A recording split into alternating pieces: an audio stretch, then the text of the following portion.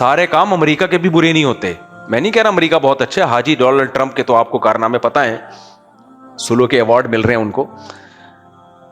لیکن ہر چیز میں نیگیٹو سوچنا کہ وہ جو یہ کر رہا ہے تو اس کا مقصد یہ ہے, حالانکہ اس کا مقصد نہیں ہوتا. بعض دفعہ وہ کر رہا ہوتا ہے, چلو یار انگریز بھی انسانیت کی خدمت کر لیتے ہیں, کافر بھی کر لیتے ہیں. یہ جو پولیو کی ویکسین ہے نا, یہ گورے نے اس پہ بہت زیادہ خرچہ کیا ہے اس کو دنیا میں پھیلانے پر. اس کا مقصد جو میں نے ریسرچ کی ہے اور ان لوگوں کے ساتھ جو اہل ہیں ریسرچ کے, جن کو پتہ ہے معاملات کا, کہتے ہیں کہ انگریز نے اس کے کیا کوئی بچہ مر گیا تھا یا کوئی پولیو سے ہو گیا, اس نے تہیہ کیا تھا کہ میں دنیا سے پولیو کا خاتمہ کروں گا. تو اس میں اس کی بہت بڑی رقم خرچ ہوئی ہے پولیو کی ویکسین کو بنانے میں, دنیا میں پھیلانے میں. لیکن ہمارے ہاں پروپیگنڈا کیا ہے, اس میں اولاد کے جرثومے ہیں, جس سے بچے پیدا نہیں ہوتے, اس میں یہ ہے, اس میں فلانا ہے, اس میں. ہم بھی یہی بیان کرتے رہے پہلے, کیونکہ ہم بھی اسی سوچ کو لے کے پیدا ہوئے بڑے ہوئے. جب ہم نے اپنے طور پہ تحقیقات شروع کی ہیں, ڈاکٹروں سے ملے ہیں, ان لوگوں سے ملے جہاں پولیو کی ویکسین بنتی ہے اور وہ ریسرچ سینٹر میں کام کر رہے ہیں اور نیک لوگ ہیں, انہوں نے بتایا بھائی کچھ بھی نہیں ہے اس میں, پوری دنیا سے خاتمہ ہو گیا. لیکن پاکستان, افغانستان اور ایک دو اور ملک ہیں افریقہ, یہ ٹھٹائی کے ساتھ اڑے ہوئے ہیں, نہیں تم ہمارے بچوں کو کیا پلا رہے ہو, زہر پلا رہے ہو. کیوں؟ یہ وہاں سے آ رہے ہیں انگریزوں سے, اور انگریز ہمارے خیر خواہ نہیں ہو سکتے. بھائی وہ ہم پتہ ہے نہیں ہوتے خیر خواہ, لیکن ایسا نہیں ہے کہ سارے کام ہی انسانیت کے لیے وہ غلط کر رہے ہو. بہت سے کام انسانیت کو, دیکھو اللہ نے نیکی کا جذبہ انسان میں رکھا ہے, چاہے وہ کافر ہو چاہے وہ مسلمان ہو. یہ جذبہ ہی اگر ختم ہو جائے تو مکلف ہی نہیں رہے گا اس انسان. کیا مطلب؟ گاڑی اردو استعمال کیا, آسان لفظوں میں سمجھاتا ہوں. اللہ نے انسان کو پیدا کیا کہ نہیں کیا؟ اب اللہ چاہتا ہے کہ پیغمبروں کے ذریعے میں انسان کو اپنے احسانات بتاؤں کہ اللہ ایسا ہے, اللہ ایسا ہے, اللہ ایسا ہے. تو انسان کے اندر اللہ نے جو سافٹ ویئر ڈالے ہوئے ہیں, وہی سافٹ ویئر یہ ڈالے ہیں کہ جب وہ سنتا ہے کہ کسی کے احسانات مجھ پر بہت زیادہ ہیں, تو اس کا دل اس کے لیے نرم ہونا شروع ہو جاتا ہے. یہ سافٹ ویئر کافر کے دل میں بھی ڈلے اور بولو مسلمان کے دل میں بھی ڈرے. ابو جہل میں بھی تھے یہ, لیکن کیا کیا ابو جہل نے؟ حق کی مخالفت کرتے کرتے کرتے کرتے وہ سافٹ ویئر وہ ریموو ہی ہو گئے, اس سے دل سیاہ ہو گیا. لیکن نیچرلی قرآن حدیث کہتی ہے کل مولود یولد علی الفطرہ, ہر بچہ فطرت پہ پیدا ہوتا ہے, چاہے کافر ہو, چاہے سکھ ہو, چاہے ہندو ہو, چاہے مسلم ہو. تو ماحول خراب کرتا ہے اس کو. تو اگر کافر کے اندر رحم کا جذبہ ہی ختم ہو جائے نا, یعنی اللہ کی طرف سے ہی ختم ہو جائے, یہ سافٹ ویئر ہی نہ ہو, تو پھر میرے بھائی آزمائش کس بات کی ہے؟ آزمائش ہی ختم ہو جائے گی نا. وہ کہہ سکتا ہے میرے اندر تو رحم کا, شیر کے اندر رحم کا جذبہ ہے. ارے آپ شیر کو سمجھاؤ کہ دیکھ میں تجھے روزانہ 2 کلو گوشت کچا لا کے کھلا دیا کروں گا, ہرن کو مت چھیڑنا اب تو آئندہ کبھی, کسی دن بھوک لگ رہی ہو, ہرن سامنے آئے تو اس پہ حملہ مت کرنا, مجھے بتانا, مجھے کال کر دینا, میں تجھے کچا گوشت لا کے کھلا دوں گا, صاف ستھرا تکا مسالہ ڈال کے کھلا دوں گا میں تجھے. شیر ترس کھائے گا ہرن پہ؟ نہیں کھائے گا, اس میں ترس کا مادہ ہے ہی نہیں. ہرنی بچہ جن رہی ہوتی ہے, شیر آ کے اس پہ حملہ کر دیتا ہے, بچے کو کھا جاتا ہے, ماں کو کھا جاتا ہے. اس میں جذبہ ہی نہیں ہے. جب جذبہ ہی نہیں ہے تو اس کا امتحان ہی نہیں ہے. سمجھ رہے ہو کہ نہیں سمجھ رہے؟ کافر کا امتحان یہ ہے کہ اس کے سامنے اللہ کی آیات پڑھی جاتی ہیں, اس کے سامنے اللہ کے احسانات یاد دلائے جاتے ہیں, اس کے سامنے اسلام کی باتیں کی جاتی ہیں, جذبہ اللہ نے اس کے اندر رکھا ہے, اس کا دل ہلنا شروع ہو جاتا ہے.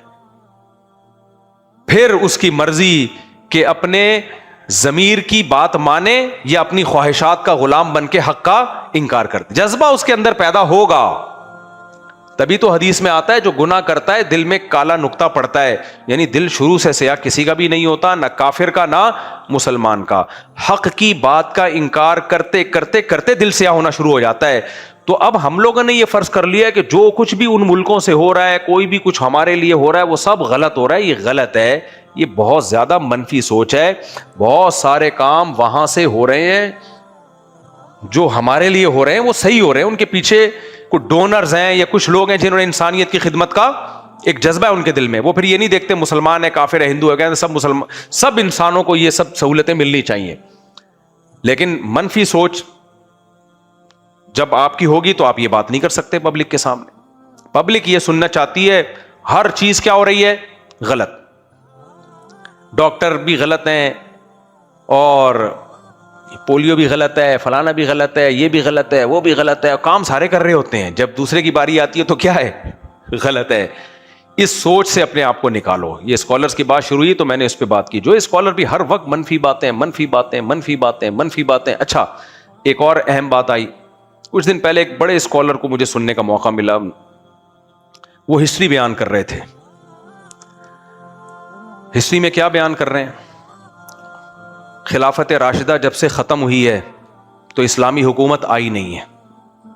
اسلامی حکومتیں بولو آئی نہیں, سب ظالمانہ جابرانہ حکومتیں تھیں جس کو محدثین فقہا علماء سپورٹ کرتے رہے, ناجائز سپورٹ. سب یہ بنو امیہ بھی, بنو عباس بھی, خلافت عثمانیہ بھی, اندلس کی مسلمانوں کی خلافت وہ بھی, اور 1000 سال جو ہندوستان میں مسلمانوں کی حکومت, سب 2 نمبر. سب کیا تھے, نہیں آ رہی سمجھ میں میرا خیال ہے بات, سب کیا تھے, سب 2 نمبر. اور ظلم یہ کہ یہ مولوی انہی کو سپورٹ کرتے رہے, ایسی 2 نمبر حکومتوں کو. میں نے کہا یار یہ آدمی اگر انگریز یہ بات کر رہا ہوتا, ہندو یہ بات کر رہا ہوتا, ہم کہتے اسلام دشمنی میں کر رہا ہے. کیا خیال ہے, یہ ہے مذہبی, ان کا دعویٰ یہ ہے کہ ہم اسلام کی خدمت کر رہے ہیں اور تاریخ کو ہم لوگوں کے سامنے کھول کھول کے بیان کر رہے ہیں. میں نے کہا کوئی انگریز یا کوئی ہندو یا کوئی سکھ جب یہ سنے گا کہ تمہارے خلفائے راشدین کے بعد سے لے کے اب تک کوئی انسان کا بچہ پیدا ہی نہیں ہوا ہے حکمرانوں میں, وہ کہے گا اب کیا, اب 1400 سال کے بعد تم پیدا کرو گے. اس زمانے کے لوگوں کا تقوی آپ دیکھو, ان کا علم آپ دیکھو, ان کی تہجد کی نمازیں, ان کے صدقہ خیرات. امام بخاری کی تاریخ پڑھو آپ, امام ابو حنیفہ کی تاریخ پڑھو آپ, امام ترمذی کی تاریخ پڑھو آپ کہہ سکتے ہو تو امام بخاری تھے. بھائی جب اس ٹائپ کے لوگ کسی سوسائٹی میں ہوتے ہیں تو پھر اس ٹائپ کے لوگ پیدا ہوتے ہیں. ایسا نہیں ہوتا لاکھوں میں ایک ہی پیدا ہو جائے. نہیں آئے سمجھ میں بات, کسی جگہ کا کوئی بہت بڑا سائنٹسٹ ہے تو اس کا مطلب یہاں سائنسدان پیدا ہو رہے ہیں, یہ ان میں سپیریئر نکل آیا. یہ نہیں ہوتا کہ سارے جاہلوں ایک آئنسٹائن پیدا ہو گیا وہاں پہ, یہ نہیں ہوتا. تو امام بخاری جیسے لوگ جس ہسٹری میں پیدا ہوئے ہیں اس کا مطلب اس ٹائپ کے لوگ تھے جن میں ایک امام بخاری وہ تھوڑا سا اور آگے نکل گئے, جس میں ابو حنیفہ اور امام احمد بن حنبل جیسے فقہا پیدا ہو رہے ہوں جس سوسائٹی میں, اس کا مطلب اس زمانے میں ایسے پیدا ہوا کرتے تھے. یہ تھوڑے سے ایک قدم آگے نکل گئے اس لیے مشہور ہو گئے. لیکن ایسی تاریخ بیان کی جاتی ہے کہ سب غلط, 2 نمبر. میں نے کہا اب یہ لائے گا اوریجنل وہ والی خلافت جو خلفائے راشدین لے کر آئے تھے, باقی سارے کیا کر رہے تھے, گھاس کھا رہے تھے. ایک سے میں نے کہا بھائی یہ بنو امیہ کی بھی اسلامی حکومت تھی, بنو عباس کی بھی اسلامی حکومت تھی, اور خلافت عثمانیہ بھی اسلامی حکومت تھی, اور جو مغلوں کی حکومت تھی اس میں بھی قانون اسلامی تھا. کہہ رہے ابے یہ اسلامی نہیں تھا, یہ فقہی تھا. فقہی کیوں فقہی کہہ رہے, کہیں حنفیت قائم تھی, کہیں شافعیت تھی, کہیں حنبلی, یہ تو فقہ کی حکومت تھی, اسلام تھوڑی تھی. عجیب پاگل پنے والی بات ہے. تو یہ فقہ اسلام کے علاوہ کچھ اور ہے؟ فقہ تورات و انجیل سے اخذ کیا ہے, وہی اسلام ہے جس کو فقہا نے بیان کیا اور فقہ کی کتابوں میں اس کو محفوظ کر لیا, وہی لا کی شکل میں نافذ ہو گیا. تو اس طرح کے اسکالرس کو جب انسان سنے گا تو مثبت سوچ پیدا ہوگی یا منفی, بولو. اور جب یونیورسٹیوں میں اس ٹائپ کے بیانات ہوں, لڑکوں میں اس ٹائپ کے بیانات ہوں, جو نئی جنریشن جب ایسا منفی سوچ لے کے وہ بڑی ہوگی تو اس سے کوئی خیر کی امید مت رکھو. میرے بھائی ہمارا بڑا شاندار ماضی ہے. اگر آپ صرف لڑائیوں کی ہی تاریخ پڑھو گے تو پھر تو آپ کو لگے گا مسلمان لڑتے ہی رہے ہیں, کیونکہ 1400 سال کی لڑائیوں کو ایک کتاب میں جمع کر دیا نا. اور آسان مثال دیتا ہوں, آپ میں سے کسی کی شادی کو 30 سال ہو گئے ہوں گے, کسی کو 25 سال, کسی کو 20 سال. کیا خیال ہے, ایسا ہی ہے نا؟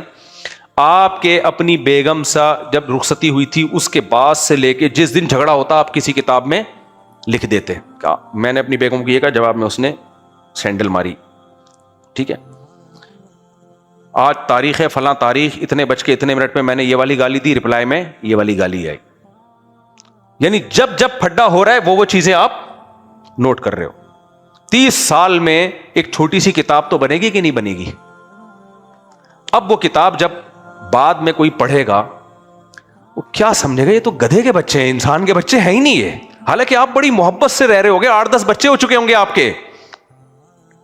لیکن کیا ہے, تاریخ لکھنے والے نے لکھی ہی کتاب لڑائیوں پر ہے, تو آپ کو یہ لگے گا کہ حالانکہ آپ بڑی محبت سے رہ رہے ہوگے, مثالی شادی ہوگی آپ کی, بڑی مثالی شادی ہوگی آپ کی, 8-10 بچے بھی اگر کسی مثالی شادی میں نہ ہو تو پھر کون سی شادی میں ہوں گے بھائی؟ کیا خیال ہے؟ میرے پاس آتے ہیں نا میاں بیوی کا کیس, بعض دفعہ کہہ رہے ہوتے ہیں کہ وہ ہماری کبھی بنی نہیں ہے, 6 بچے ہو چکے ہوتے ہیں ان کے, کبھی ہماری بنی نہیں ہے. عورت کہتی ہے اس نے مجھے کبھی محبت دی نہیں ہے, تو میاں بھی کہہ رہا ہوتا ہے آج تک کبھی تمیز سے بات کی نہیں ہے. بہرحال میں نے کہا رپورٹ تو یہ ہے, اب میں اس رپورٹ کو مانوں یا آپ کی رپورٹ کو مانوں؟ اتنی نفرت ہوتی تو 6 بچے کیسے ہو جاتے میرے بھائی؟ اتنی نفرت اگر ہوتی تو شیطان ہے جو بیچ میں بلا وجہ کی غلط فہمیاں ڈال رہا ہے, اس کا مطلب چل رہی ہے زندگی کی گاڑی.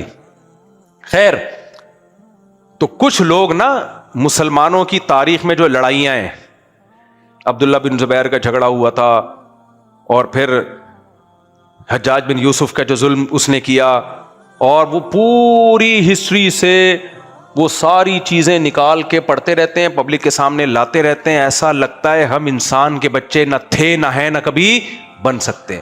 میرے بھائی اگر اتنے ہی ہم برے ہوتے, اتنے برے ہوتے, تو کیا ہماری اتنی عظیم الشان حکومتیں بنتی؟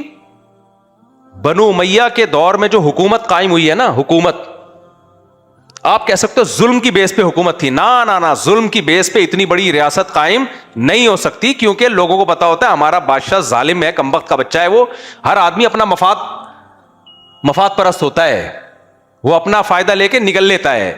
ہمیشہ اتنی بڑی طاقت ویژنری لوگوں کے ساتھ ہوتی ہے, اور ویژنری لوگ جس کا ویژن اچھا ہو, پرسنل لائف میں جیسا مرضی ہو, جب ویژن, میں ایک مثال دیتا ہوں, اللہ نہ کرے آج دوبارہ جنگ چھڑ جاتی ہے انڈیا پاکستان کی, کتنے لوگ ہیں جن کو آرمی چیف سے 20 قسم کے اختلافات ہیں, لیکن ملک سے محبت کرتے ہیں, کیا خیال ہے؟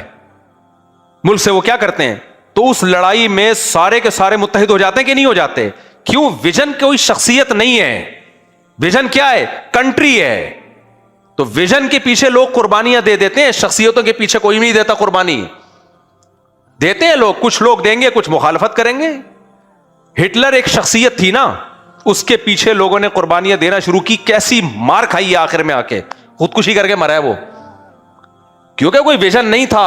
اور اگر ویژن تھا بھی وہ بیوقوف بنانے والا ویژن تھا کہ دنیا پہ ہم نے حکومت کرتی, ہم جرمن ہیں, ہم بہت پڑھے لکھے ہیں, اور ہم ویسے ہیں اور ویسے ہیں, یہ سب کو پتا تھا بیوقوف بنا رہے ہیں ہمیں. کیوں؟ ہم کیا الگ سے کوئی سونے کے نوالے کھا کے بڑے ہوئے ہیں بھائی, ہم بھی ویسے انسان ہیں جیسے پولینڈ والے ہیں, جیسے فرانس والے ہیں, جیسے برطانیہ والے ہیں, سب ایک ہی جیسے ہیں نا. لیکن غلط چیز پہ جو چیز قائم کی تھی اس نے ظلم بھی بے انتہا کیا, اور ایسا ریورس گیئر لگائے کہ ایسا جرمنی انسان کا بچہ بنا, ایک جاپان کو بھی ریورس گیئر لگا اور ایک جرمنی کو بھی ریورس, دونوں سے زیادہ نیک دنیا میں آپ کو کوئی ملے گا ہی نہیں. تو یہ نیک ان کو قرآن و سنت نے نہیں بنایا. یہ جب رشیا نے چترول لگایا نا, ایک طرف سے رشیا نے کوٹا, ایک طرف سے امریکہ نے کوٹا, دونوں طرف سے فوجیں آگے مل گئی تھی, اور جرمنی بیچ میں پس گیا.